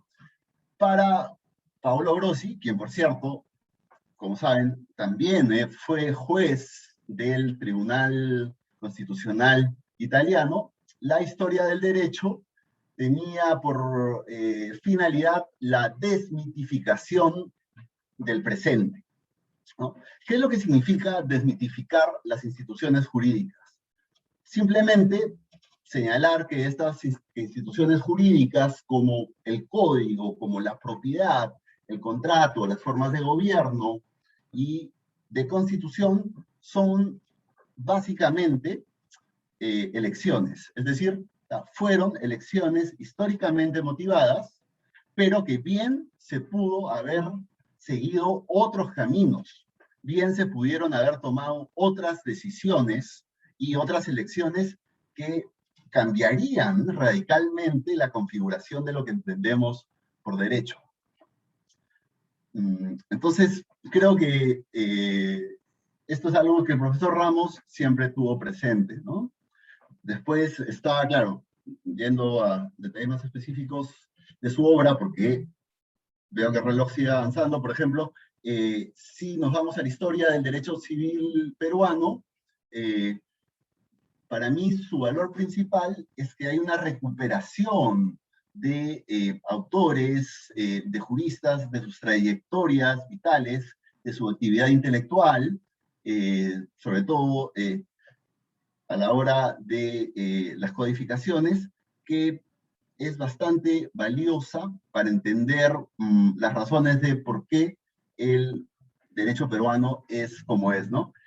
Esta recuperación fue básicamente el trabajo de vida del profesor Ramos, y lo hizo, digamos, en una obra bastante extensa, con puntos destacados y con otros puntos donde no pudo profundizar tanto, por lo menos dejó un camino a seguir. Personalmente, esta es una nota personal, valga la redundancia, mi libro favorito de Ramos es La pluma y la ley, abogados y jueces en la narrativa peruana. Es un libro estupendo y realmente lo recomiendo porque hay un estudio muy bien documentado sobre las relaciones entre historia y literatura en el Perú. Entonces pasa revista por las relaciones de, por ejemplo, José María Arguedas, con el derecho, de Enrique López Albújar, que por cierto era jurista y era juez con el derecho, y sucesivamente así de Julio Ramón Ribeiro. Para mí es un libro muy recomendable. Bien, cerrando el paréntesis y regresando a Savigny. Me queda muy poco tiempo, entonces voy a hacer una síntesis bastante apretada. Bueno, lo primero es una petición de dispensa, porque desde luego Savigny tiene que ser entendido en sus circunstancias, ¿no? Entonces, Savigny lo que hizo fue plantear un programa de estudios. En 1814, ¿no? Un contexto histórico muy, muy diferente. Alemania no existía como Estado-nación propiamente, y bueno, la gran polémica en curso, como sabrán algunos, era si el derecho civil debía ser codificado o no. Entonces, aquí es cuando Savigny, respondiendo a lo que era un debate en curso, y específicamente a la tesis de Thibault, que proponía que Alemania haga una codificación como lo había hecho Francia, que fomentaría la unidad alemana. Bueno, Savigny dice lo contrario, dice no. Aquí, antes que codificar, tenemos que hacer ciencia. Tenemos que hacer las cosas en serio. Entonces, para eso Savigny hacía pues su doctrina sobre el desarrollo del derecho, ¿no? Del derecho consuetudinario a cómo el derecho va siendo, o sea, va cambiando y termina siendo en algo apropiado por los juristas, ¿no? Entonces, aquí lo que quería plantear, obviamente porque no tengo la respuesta terminante, es cuán en serio podríamos tomar, mutatis mutandi, las tesis de Savigny para el derecho civil peruano hoy en día, ¿no? Entonces, respondiendo a la pregunta sobre si el derecho civil se debe de codificar o no, la pregunta que plantea es Savigny, y lo cito, es: ante todo cabe preguntarse de dónde se derivaría el contenido de este código. Y es una cuestión central porque en el Perú, claro, siempre tomamos como ejemplo las codificaciones europeas y todo, pero percibo que falta reflexión sobre lo que es el código en nuestra sociedad. El profesor Kaiser León hizo unos comentarios precisamente sobre esta dificultad ayer, y creo que es un camino a explorar. Lamentablemente el tiempo sigue apremiando y no voy a poder desarrollar muchas ideas, pero puedo quedarme con lo siguiente para terminar. Vamos a ver. En el programa de Savigny existían tres ejes fundamentales: historia, técnica y sistema. Para Savigny, los juristas tenían que conjugar esto. Yo creo que Ramos, de alguna manera, fue un lector veamos, acertado, un lector verdadero de Savigny. Entiendo que dominaba, que podía leer en alemán, el profesor Ramos, y tuvo mucho interés por la cultura jurídica germánica, ¿no? Entonces, básicamente, lo que Savigny dice es que antes de codificar, tenemos que hacer un estudio serio aquí, ¿no? Y para eso tenemos que desarrollar escuelas, y tenemos que desarrollar métodos y ciencia. Y para eso tenemos que tomarnos la historia en serio.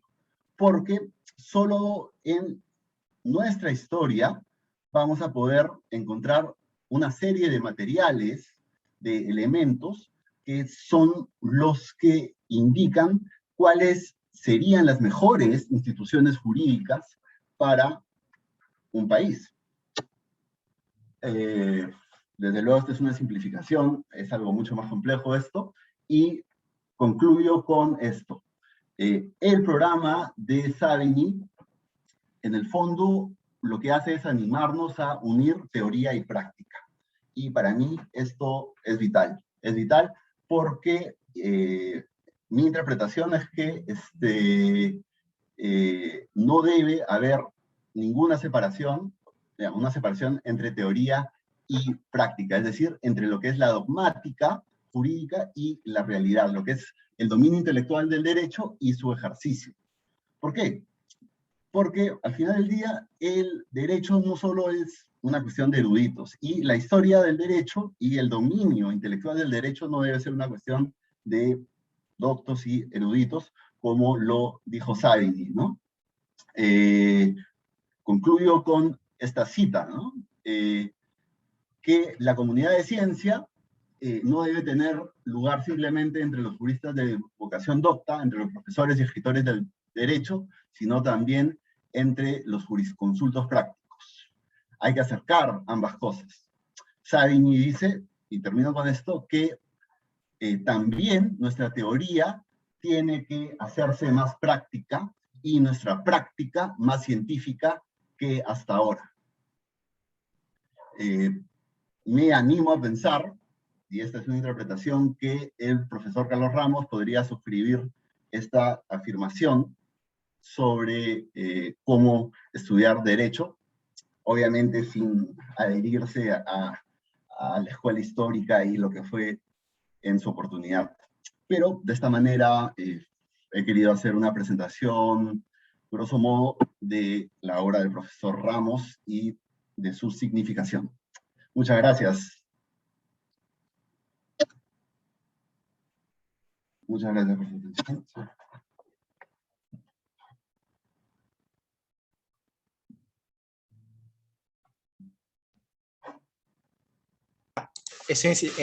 Disculpe. Muchísimas gracias, estimado profesor Fernando, por la presentación. Le comentamos que el profesor Hans Cuadros realiza un comentario, el cual es el siguiente. Excelente este énfasis bibliográfico que está haciendo Fernando sobre las obras cumbres de la historia del derecho peruano. Esto sería todo. Muchísimas gracias, estimado profesor, por su grata participación. Estimados participantes, continuamos con la última presentación, que está a cargo del profesor José Carlos Fernández, quien disertará el tema referido a Carlos Ramos y la autoridad del antes.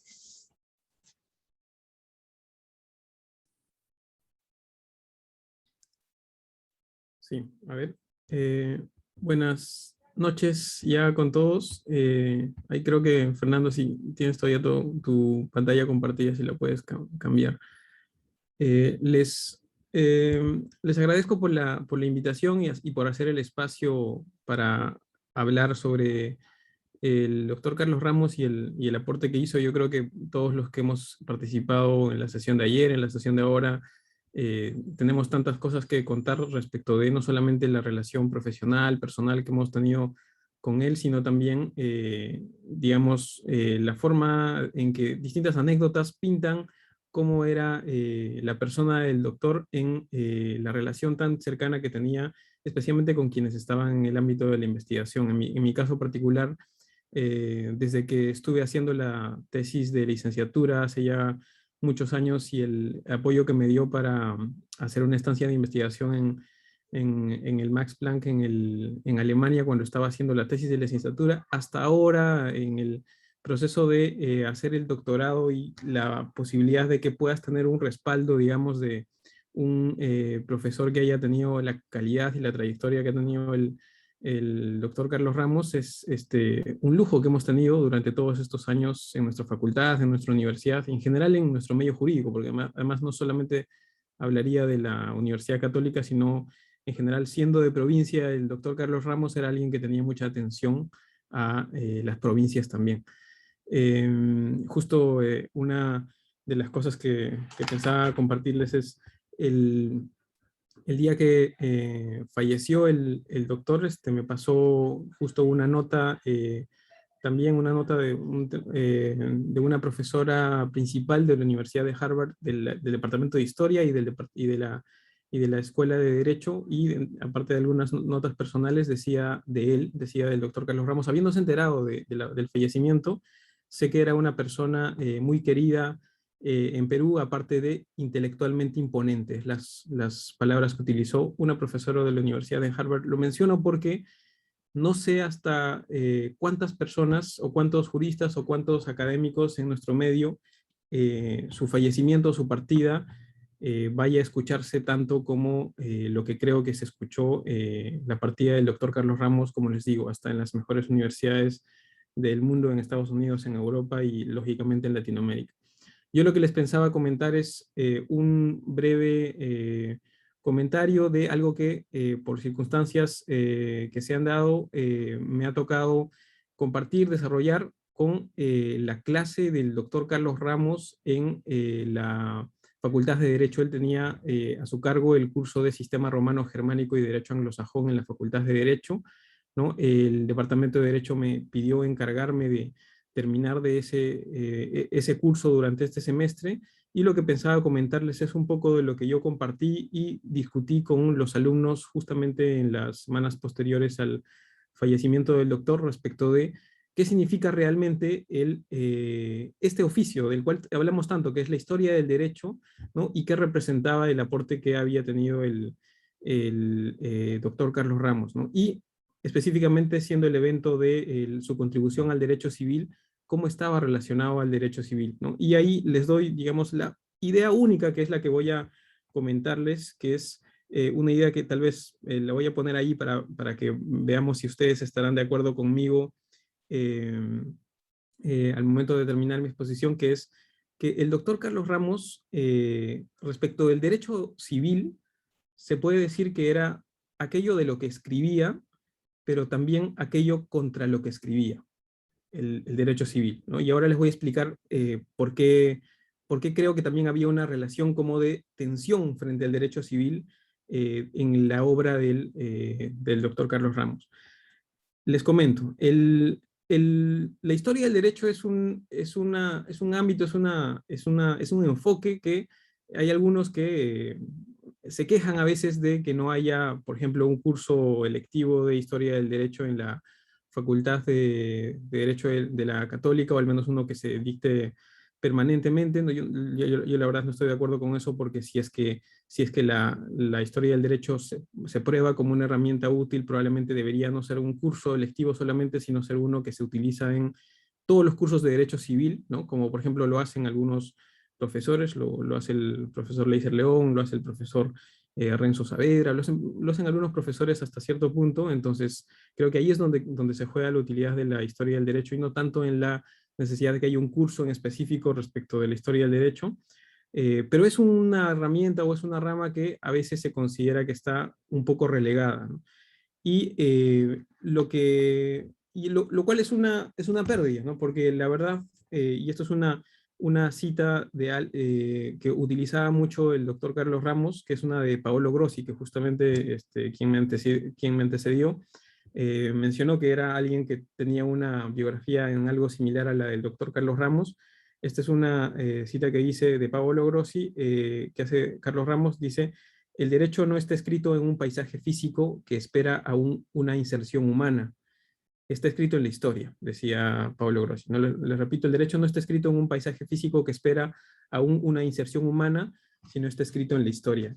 Y es porque el derecho, ¿no? Y eso es, creo que tal vez el aporte fuerte que hace Carlos Ramos en su obra en general, es dar cuenta de que el derecho no es una cuestión que uno lo estudia en un laboratorio, no es una cuestión que como quizás un químico o un físico va al laboratorio y descubre una idea, ¿no? O un funcionamiento de algo, sino es más bien algo que se va dando de manera cotidiana en el día a día, en cada paso que da un abogado litigante, en cada sello que pone un notario en un documento. Y como tal está imbuido de una serie de influencias de una sociedad, ¿no? Lo que decía Carlos Ramos era, el derecho es una manifestación cultural, ¿no? Una manifestación cultural de una sociedad determinada. Entonces, como tal, si el derecho es una manifestación cultural, entonces hay que estudiarla con las herramientas que estudian la cultura, que estudian la sociedad, que son ¿cuáles? Al menos las de las ciencias sociales, ¿no? Al menos las de las ciencias sociales. Entonces, entre esas probablemente estén la economía, por ejemplo, ¿no? El estudio de cómo toman las decisiones respecto de maximizar los beneficios las personas de aquellos recursos que son limitados, ¿no? Eso es un enfoque que es, al final, estar estudiando el derecho como un producto cultural o como una manifestación de la sociedad. La sociología, ¿no? También la antropología, el urbanismo, por ejemplo, y dentro de esos, ¿no? Lo que sucede es que la herramienta principal, ¿no? O la herramienta predilecta del doctor Carlos Ramos era la historia, ¿no? Tal vez la literatura también, pero especialmente la historia, ¿no? La historia era su puerta de entrada y su herramienta preferida para estudiar este producto cultural que es el derecho, ¿no? El derecho es inescindible de aquella sociedad en la cual ese derecho se utiliza, se practica, se critica, se cuestiona, hasta se incumple, ¿no? Pero el derecho es justamente tiene esa relación directa con la sociedad, ¿no? Entonces, eso no se puede estudiar solamente con las herramientas del derecho, digamos, vistos desde una manera purista, ¿no? Y justo en relación a ello, y es ahí donde les quería comentar, es donde, si bien, como digo, ¿no? Uno de los ámbitos en donde estudia un montón Carlos Ramos, muchos de sus libros tocan distintos temas de derecho civil, y evidentemente su obra cumbre, ¿no? Y la obra por la cual es más conocido además en el extranjero es la historia del derecho civil. Si bien tiene esa relación, como decir, amistosa con el derecho civil por un lado, también yo creo que tenía una relación más enfrentada con el derecho civil por la tónica, por el estilo que usualmente, tradicionalmente, ha tenido el derecho civil, ¿ya? Y les voy a leer un pasaje de un libro que es y es interesante porque este es un libro distinto a los que han estado mencionando en las sesiones anteriores. Este es un libro que se llama Derecho, Tiempo e Historia, ¿no? de Carlos Ramos. Es interesante porque no es que hayamos coordinado ni nada parecido, pero he visto que en las presentaciones anteriores alguien ha mencionado evidentemente el libro de la historia del derecho civil, alguien ha expuesto sobre el libro que tenía el Código Napoleónico y su recepción en América Latina, Fernando ha mencionado en la exposición anterior La pluma y la ley como su libro predilecto, ¿no? Yo acá les hablo de que me parece el mejor libro de Carlos Ramos, que se llama Derecho, Tiempo e Historia. Es un compilado de algunos discursos académicos que dio, ¿no? Cuando fue incorporado a la Academia Nacional de Historia, ¿no? A la Academia Nacional de Historia, siendo él de formación un abogado, cuando fue incorporado a la Academia Peruana de Derecho, y también algunos otros discursos que dio en algunos momentos, y se los recomiendo porque es un libro donde, en lugar de practicar la historia del derecho, que es lo que hacía comúnmente en la mayoría de sus obras, ¿no? Hacer historia del derecho, es decir, recoger las fuentes primarias y procesarlas y a darnos un aporte a alguna idea determinada. En este libro lo que uno encuentra es la reflexión de Carlos Ramos respecto de lo que es ser un abogado, un jurista, un historiador, y de lo que significa o parece significar ser un historiador del derecho. Reflexiona, digamos, un poco más epistemológicamente sobre lo que son las relaciones entre esas dos ramas y esas dos disciplinas. Y en uno de sus de sus discursos, ¿no? Es uno que justamente se llama, si no me equivoco, la forma en que él describe esto, que les decía que es el entendimiento del derecho como un producto cultural. El título que le pone es El derecho como signo, apología de la historia social del derecho. Ese es el título que le pone al discurso. Y, dentro de otras cosas, critica justamente algo que, como les digo, yo encuentro que tiene muy de característico el derecho civil tradicional, ¿no? Que creo que ya está cambiando poco a poco con nuevas generaciones, con, digamos, impulsos como, por ejemplo, el trabajo que hace el doctor Leiser León también, evidentemente el que hace gente como Fernando Liendo, Hans Cuadros, pero dice, ante el problema de la relación entre la historia y el derecho, critica a Carlos Ramos diciendo: la corriente positivista presenta a la historia del derecho, como un recuento legislativo, como un desfile más o menos exhaustivo de leyes, códigos y constituciones. Eso a los que estudian derecho civil les va a sonar súper familiar, ¿no? ¿Qué es lo que hace un civilista tradicionalmente? Coge un artículo del Código Civil y dice, esto dice nuestro artículo 949 del Código Civil, ¿no? En el Código Civil argentino que acaba de salir, dice esto. En el Código Civil alemán dice esto, en el Código Civil italiano dice esto, en el Código Civil francés, y así, ¿no? Y así le encanta hacer a los abogados civilistas, me incluyo probablemente en ello, ¿no? Eso es a lo que se refiere y a lo que critica Carlos Ramos. Dice, la corriente positivista, esa es una visión positivista, lógicamente, del derecho, presenta a la historia del derecho como un recuento legislativo, como un desfile más o menos exhaustivo de leyes, códigos y constituciones. De eso se trataban en una buena parte de las tesis de derecho en el siglo XX en el Perú. Si uno mira qué cosa es la exposición de motivos del Código Civil del 84, uno encuentra ese estilo de trabajo, ¿no? Y evidentemente, una de las cosas que mencionaba, no sé si era una frase de él o la tomaba de alguien más, Carlos Ramos, era, si uno mira el derecho desde las normas, ¿no? En el Perú, uno pensaría que estamos en Suiza, ¿no? Y evidentemente, claramente el derecho no es el de las normas necesariamente, sino es el de su aplicación cotidiana, que es muy diferente al al que aparece digamos, en la formalidad de las normas.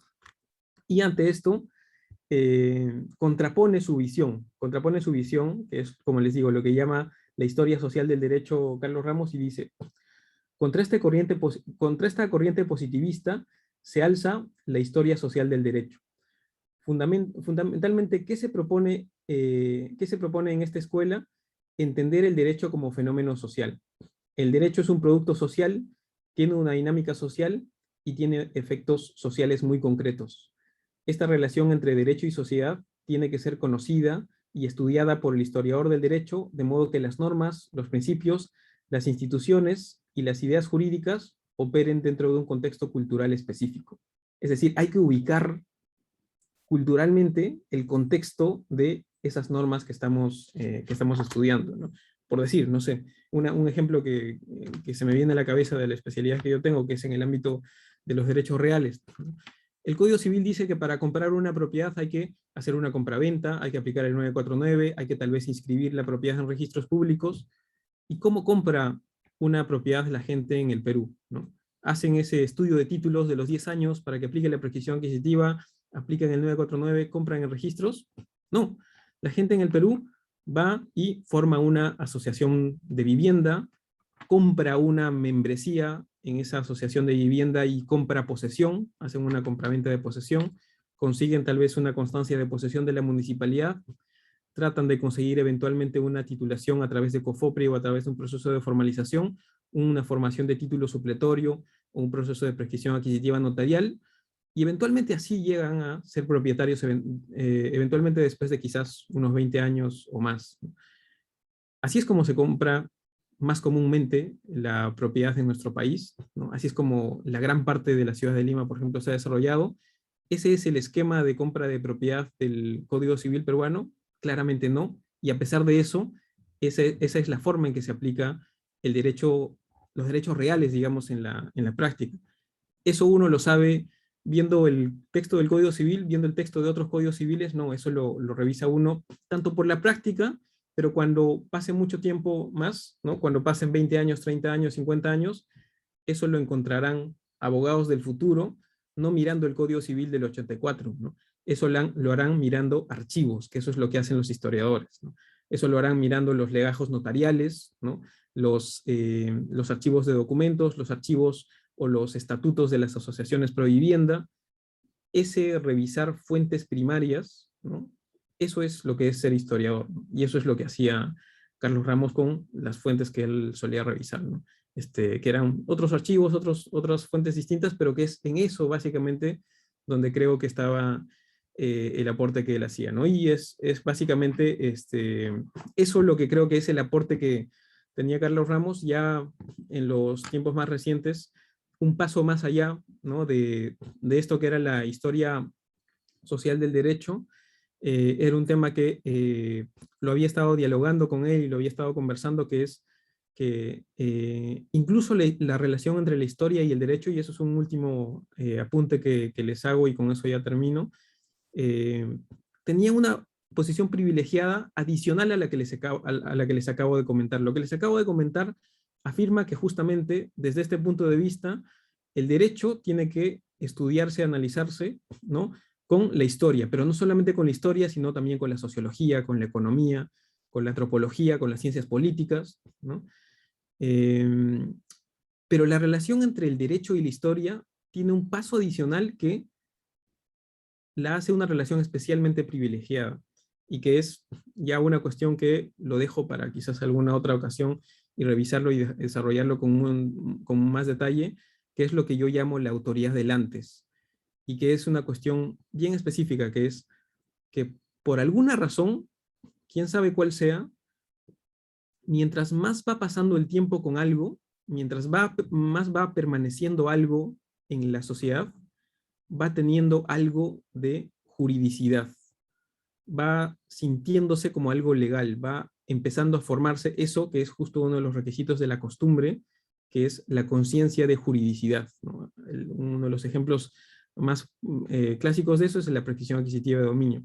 Por alguna razón, el hecho de que vaya pasando el tiempo hace que se vaya revistiendo aquello que podría en algún momento ser ilegal o informal de un sentido de juridicidad, ¿no? Y eso es algo que lo estudian quienes estudian la costumbre jurídica, ¿no? En eso, que el paso del tiempo tenga una repercusión en lo jurídico, es donde ya la historia no es como cualquier otra ciencia social, sino tiene una relación ya directa con lo que es el derecho, ¿no?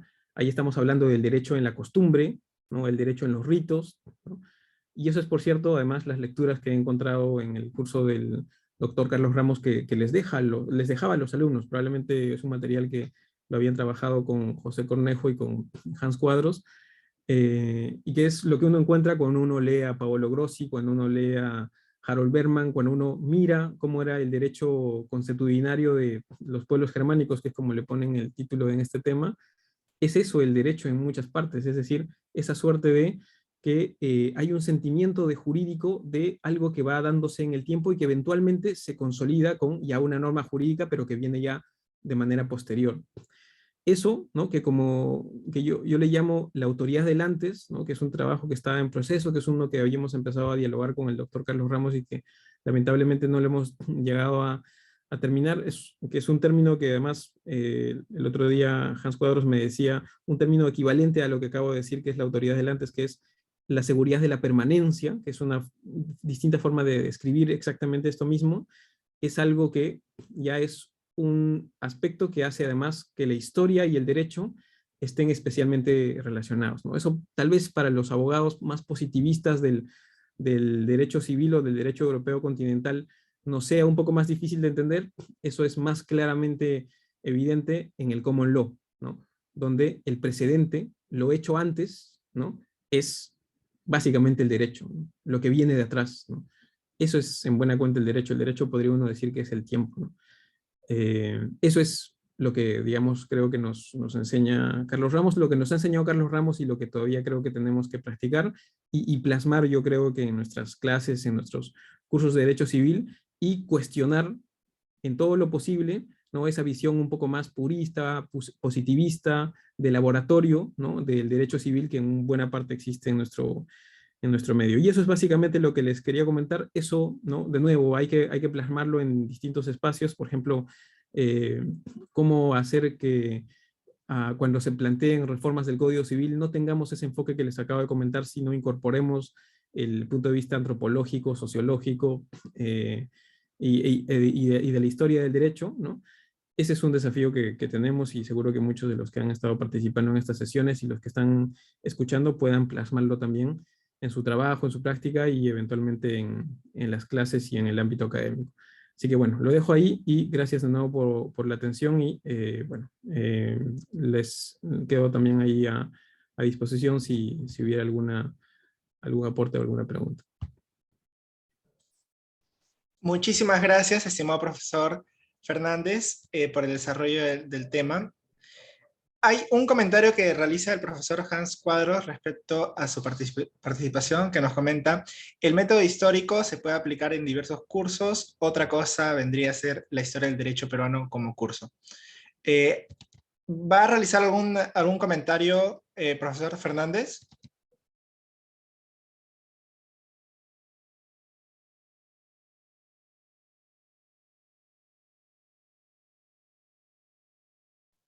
Bueno, en este caso estaríamos finalizando el segundo día del homenaje al doctor Carlos Ramos Núñez y estaríamos continuando el día de mañana con los profesores Gastón Fernández, Héctor Campos, Roger Vidal, Renzo Nores y finalmente con el profesor Damián González. Eso sería todo. Muchísimas gracias a todos por acompañarnos el día de hoy. Muy buenas noches con todos.